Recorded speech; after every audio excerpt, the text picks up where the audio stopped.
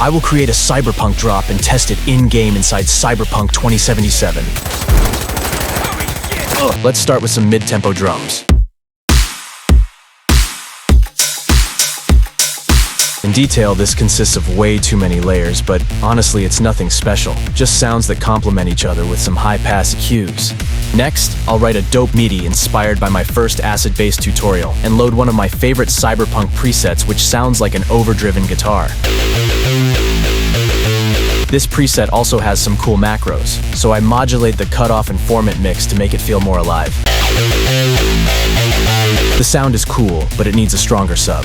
I add a separate sub bass to my drum group, deactivate the sub inside my preset, and high-pass it. After limiting my main groups, sidechaining, and fine-tuning the lead, it's already sounding pretty solid.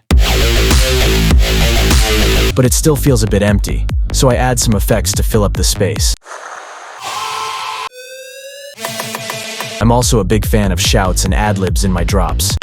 Check it. To finish it off, I layer in a few different Cyberpunk leads from my presets and modulate their macros for variation.